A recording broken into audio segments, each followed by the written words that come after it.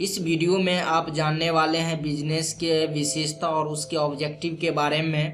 तो वीडियो में कंटिन्यू बने रहें। उसके बारे में अलग अलग जो ऑब्जेक्टिव है, उनके कैरेक्टर है, वो जानने वाले। पहला है एक्सटर्नल फोर्सेस, सेकंड है specific and general forces, third है inter relation, relativity, complex, uncertainty, dynamic nature, far reaching impact और मल्टी फैक्टर। ये सारे चीज़ें यहाँ पे जो दिख रहा है, इसके बारे में आगे डिटेल से जानने वाले हैं। तो एक एक करके जानते हैं कि बिजनेस इन्वायरमेंट के जो ये कैरेक्टर है, ये ऑब्जेक्टिव है, वो किस तरह से वर्क करता है, किस तरह से ये जानने को मिलता है। तो पहला है इंटरनल फोर्सेस। तो बिजनेस इन्वायरमेंट में कुछ चीज़ें होते हैं जो एक्सटर्नल फोर्सेस होते हैं, जो ऑर्गेनाइजेशन के कंट्रोल में नहीं रहता है।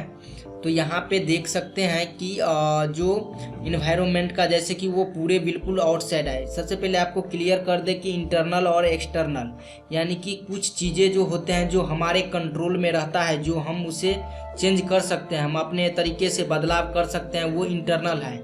यानी कि ऑर्गेनाइजेशन के जो कंट्रोल में है वो इंटरनल पार्ट है। लेकिन कुछ एक्सटर्नल पार्ट होता है जो आउटसाइड, यानी जो बाहर का रहता है, जो ऑर्गेनाइजेशन के कंट्रोल में नहीं रहता है। तो ये सारे कुछ बिजनेस इन्वायरमेंट है जो उस पर प्रभाव डालते हैं, जो कि बिल्कुल नेचर है और इस तरह से चलता रहता है। Specific and general forces. Specific और जनरल फोर्सेस कुछ कैटेगरीज है, जैसे कि स्पेसिफिक यानी कि हो गया कस्टमर्स, हो गया इन्वेस्टर, हो गया उसके बाद सप्लायर हो गया। ये सारे लोग जो हैं वो एक जनरल फोर्सेस है, जो इनके बदलाव पे भी ऑर्गेनाइजेशन पे उसका प्रभाव पड़ता है। अगर कोई कस्टमर अपना लाइफ स्टाइल बदल ले तो फिर उस कंपनी को भी कुछ चेंजिंग करना पड़ता है, या फिर सप्लायर का जो इन्वायरमेंट चेंज होने पे ऑर्गेनाइजेशन पे भी इसका इम्पैक्ट पड़ता है। इन्वेस्टर पर प्रभाव डालने से कुछ फैक्टर पड़ता है। उसके बाद कुछ है जनरल फैक्टर्स। जनरल फैक्टर्स जैसे कि अधिकतर इसमें आपको एक्सटर्नल फैक्टर से रिलेटेड भी रहता है और इंटरनल इन्वायरमेंट से भी। तो ये भी इम्पैक्ट डालता है, जिसमें आ जाता है इकोनॉमिक। इकोनॉमिक यानी क्या, यानी कि कुछ चेंजिंग हो जाता है इकोनॉमिक में, या इकोनॉमिक पॉलिसी चेंज होने पे ऑर्गेनाइजेशन उसके अनुसार अडॉप्ट करना पड़ता है, नहीं तो वो फेलियर हो जाएंगे। तो ये भी एक इन्वायरमेंट है। उसके बाद सोशल, यानी कि सोशलिटी जो पब्लिक का है वो चेंज होने है। उसके बाद पॉलिटिकल, अगर कोई गवर्नमेंट नया आते हैं तो उसका अलग अपना पॉलिसी रहता है, लीगल रहता है, उस तरह से वो ऑर्गेनाइजेशन को भी बदलना पड़ता है उसके अनुसार। उसके बाद लीगल होगा, बहुत सारे लीगल रहते हैं, वो भी एक्सटर्नल या जनरल इन्वायरमेंट है। कुछ नेचुरल रहते हैं जो बदलते रहते हैं। कुछ टेक्निकल कंडीशन है। आप जानते हैं कि आज के डेट में बहुत सारे चेंजिंग टेक्नोलॉजी में हो रहा है, दिन प्रतिदिन बहुत सारे अपडेट आ रहे हैं। तो उसके अनुसार एडॉप्ट होना, उसके अनुसार बदलना कंपनी के लिए ज़रूरी है। या फिर अगर नहीं बदलते हैं तो वो उनके लिए इम्पैक्ट डालता है, और इम्पैक्ट डालने से वो अगर चेंज होते हैं तो ठीक है, ना तो वो फेलवर हो जाते हैं। तो ये सारे चीज़ें जो यहाँ पे देखे हैं वो बिजनेस इन्वायरमेंट के फैक्टर्स हैं। उसके बाद है इंटर रिलेशन। तो इसमें ऐसे आते हैं जो इंटर कनेक्टेड रहते हैं, जो एक दूसरे से कनेक्टेड रहते हैं, वो भी एक इन्वायरमेंट है। एग्जाम्पल के लिए आपको बता दें कि बहुत सारे अभी वेस्टर्न, यानी कि विदेश के जो कल्चर है, वहाँ के कल्चर को फोर्स कर रहा है, उसको अपना रहे हैं। तो उस तरह से जो यहाँ के जो ऑर्गेनाइजेशन में है, उस तरह से उस पर प्रभाव पड़ रहा है। उस तरह का जो अभी प्रोडक्ट चल रहा है वो डिमांड अलग हो जाता है। जैसे कि फास्ट फूड का डिमांड अभी बढ़ रहा है, और जो रेगुलर चल रहा था ऑर्गेनाइजेशन या कंपनी में, वो उसका डिमांड कम हो रहा है। तो उसके अनुसार भी बदलना रहना चाहिए। और ये जो फास्ट फूड या फिर वेस्टर्न कंट्री या ऐसे बहुत सारे चीज़ें हैं जो इकोनॉमिक या फिर पॉलिसी में भी चेंजिंग होना, जो ये सारे इम्पैक्ट डालते हैं। उसके बाद अनसर्टनिटी, यानी कि जो पता ना चले, जिसके बारे में कुछ पता ही नहीं चले, जो अननोन है, जिसके बारे में जानना बहुत ही मुश्किल है। ऐसे सिचुएशन में जो है बहुत सारे इम्पैक्ट डालते हैं बिजनेस इन्वायरमेंट पे, जो बहुत सारे चेंजिंग हो रहा है। उसके बाद जैसे कि आपको बता दें कि आईटी इंडस्ट्री में भी चेंजिंग होता है। यहाँ पे बहुत सारे बड़े बड़े कंपनी हैं जो बहुत सारे ऐप या फिर टेक्नोलॉजी दिन प्रतिदिन बदलता रहता है, और उसके ये बहुत सारे इम्पैक्ट डालते हैं जिसके बारे में ऑर्गेनाइजेशन को पहले से पता ही नहीं रहता है कि कल क्या हो जाएगा। या फिर फैशन इंडस्ट्री में अलग अलग फैशन, आज कुछ फैशन देखने को मिलता है, कल कुछ देखने को मिलता है, जो यानी कि कुछ ऐसे इन्वायरमेंट इम्पैक्ट डालते हैं जिसके बारे में ऑर्गेनाइजेशन को कल के बारे में पता ही नहीं रहता है कि कल क्या हो जाएगा। तो ये सारे इस कैटेगरी में आते हैं। तो उसके बाद नेक्स्ट देखते हैं रिलेटिविटी, यानी कि कम्प्लेक्स इससे पहले था।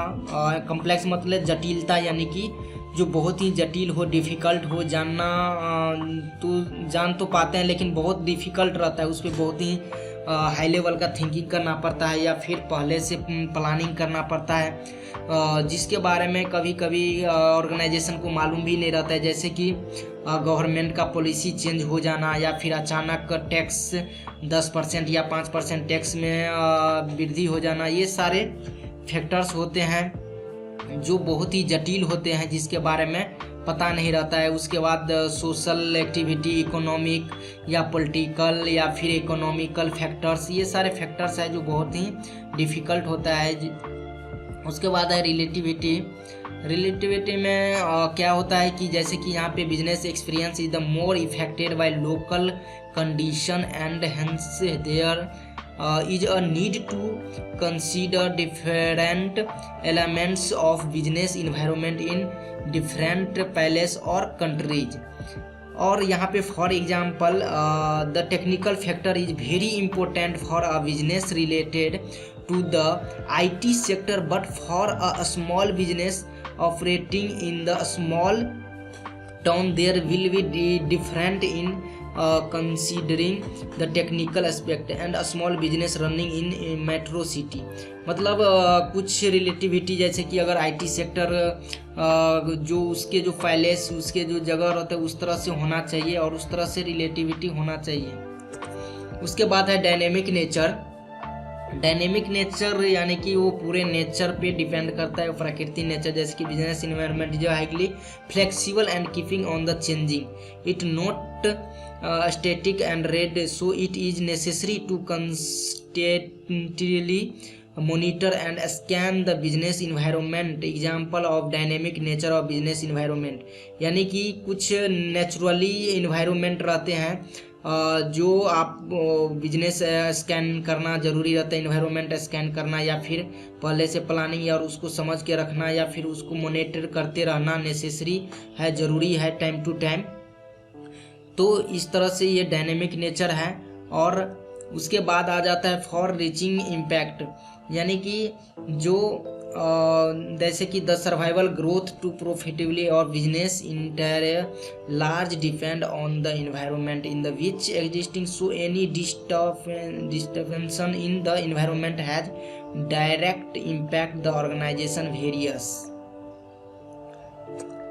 उसके बाद है मल्टी फेसेड, यानी कि जो बिजनेस इन्वायरमेंट है वो बहुत सारे ऑर्गेनाइजेशन के लिए रिस्क होते हैं, बहुत सारे के लिए ऑर्गेनाइजेशन के लिए opportunity.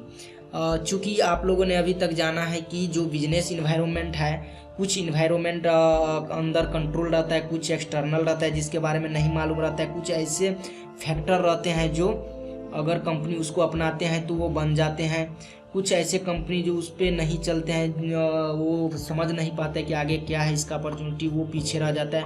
For example Nokia mobile, वो पहले नंबर 1 ब्रांड था, लेकिन समय के साथ नहीं बदला और उसको नहीं पता था कि किधर मूव करना चाहिए, एंड्रॉयड को अपनाना चाहिए या नहीं, वो समझ नहीं पाया नेक्स्ट लेवल को, टेक्नोलॉजी को, और वो पीछे रह गया। और वही जो कंपनी नहीं था कुछ, वो उस चीज़ को समझा, वो आज नंबर 1 ब्रांड बन गया है मोबाइल कंपनी का। तो ये जो बिजनेस एनवायरनमेंट है, किसी के लिए अपॉर्चुनिटी बन जाता है, किसी के लिए रिस्क रहता है। तो इस चीज़ को पहले से जो कंपनी अडॉप्ट करता है, उसको एनालिसिस करता है, उसको समझ पाते हैं, तो वो अडॉप्ट करते हैं और उसके लिए एक अपॉर्चुनिटी बन जाता है। तो इस तरह से ये बिजनेस इन्वायरमेंट का है। और ऐसे ही बहुत सारे वीडियोज अभी तक का हमने ये बताया। बाकी जो पार्ट है वो नेक्स्ट वीडियो में आपको देखने को मिलेगा। तब तो ये वीडियो को सब्सक्राइब कीजिए, बेल आइकन घंटी को प्रेस कीजिए ताकि नेक्स्ट वीडियो मिले। हमारे टेलीग्राम चैनल को सब्सक्राइब कीजिए और डिस्क्रिप्शन में लिंक है, वहाँ से आप हमारे ब्लॉग पे जाएंगे तो ये सारे मटेरियल आपको देखने को रिटर्न में मिलेगा, वहाँ से आप रीड कर सकते हो। और बहुत सारे आपके क्वेश्चंस होंगे वो आप डालिए कमेंट में, उसका उत्तर मिलेंगे। और अपने फ्रेंड्स के साथ शेयर कीजिए ताकि उनको भी इन सब के बारे में पता चले। तब तक के लिए जय हिंद।